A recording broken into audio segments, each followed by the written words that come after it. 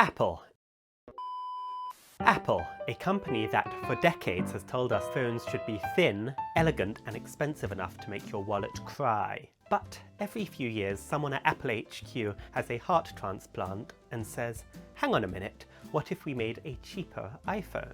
And then, like clockwork, they get it spectacularly right or head-bashingly wrong. So today we're looking at the 6 times Apple tried to make a cheap iPhone and whether the world actually bought them. The iPhone 5C 2013. Apple's first attempt at a budget iPhone was rather half-hearted, to be honest. The C was meant to stand for colour, but let's be honest, it stood for cheap. It was last year's iPhone 5 in a plastic case and came in colours so luridly bright it looked like Fisher-Price had made a smartphone.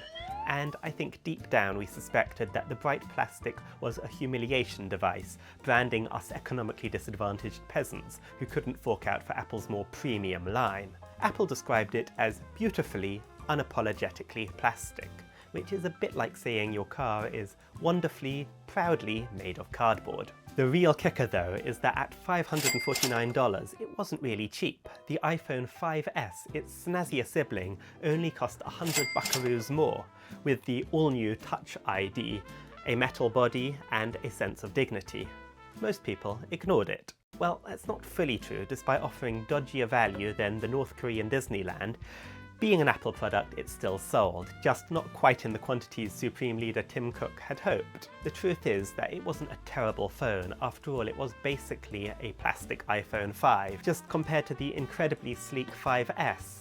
For not that much less, it just didn't make any sense. iPhone SE 2016. Apple changed tack for their next attempt, and this time it was brilliant. The SE stood for Special Edition, and boy were they right. The new budget model was in the lovely premium body of the iPhone 5S, indubitably their most beautiful design ever. It was 3 years later, so this wasn't quite the dramatic U-turn it sounds, but Apple managed to jam the guts of the iPhone 6S in it to offer shocking speed and an impressive camera in this beloved compact package. A gasp of fresh air after their headfirst dive into the larger smartphones with the iPhone 6 and even Plus variants.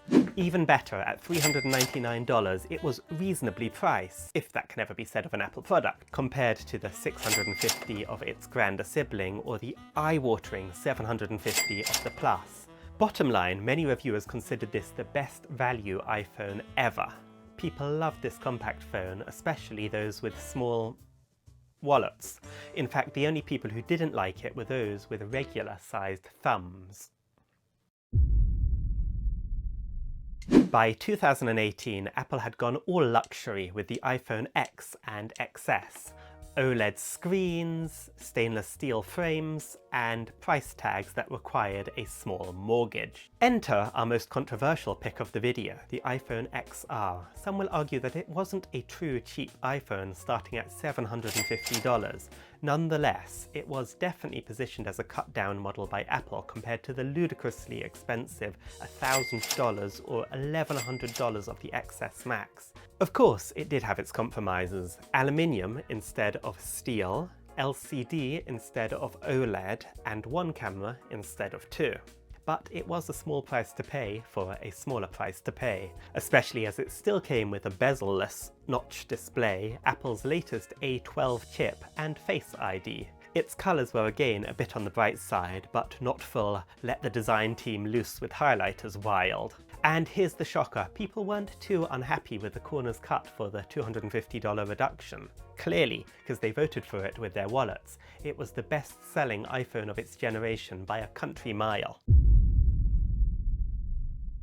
And then Apple ruined it again. They like to do that from time to time. They brought back the SE. It now had the blazing fast processor of the iPhone 11 inside, which was great, and it was $399, again, trying to re-enchant you with that price. But here's where it lost its magic. It's now 2020, and this second generation SE looked exactly like the iPhone 8.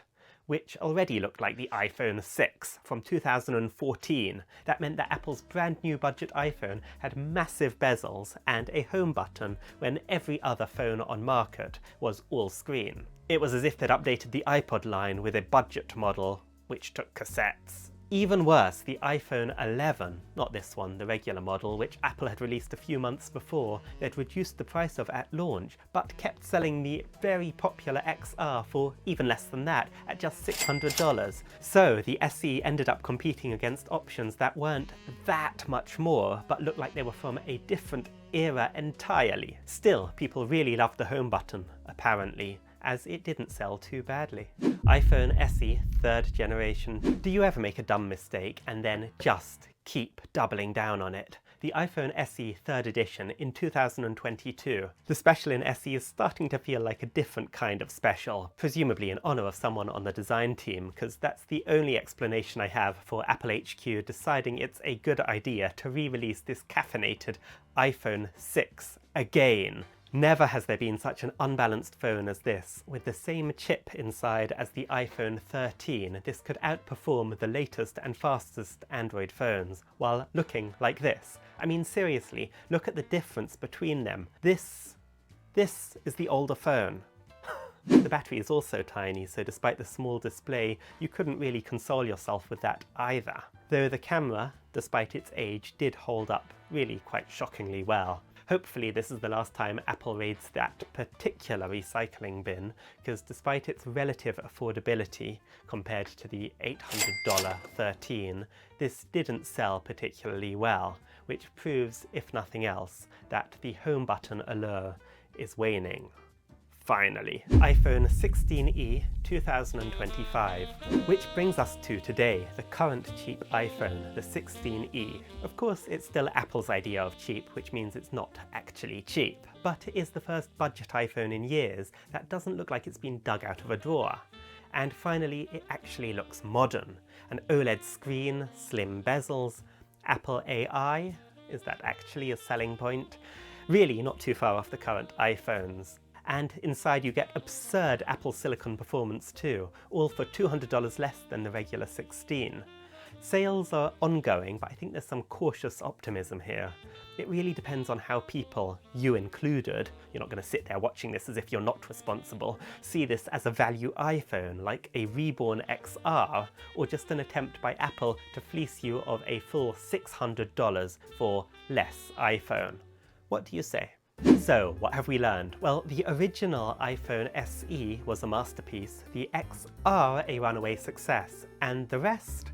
Either too expensive, too outdated, or too plastic. Apple has tried 6 times to make a cheap iPhone, and only 2 of them were genuinely great. So far. But then again, this is Apple, and let's be honest, if they released a potato with the Apple logo on it, for $399, people would probably still buy it. Thanks for watching, and cheerio.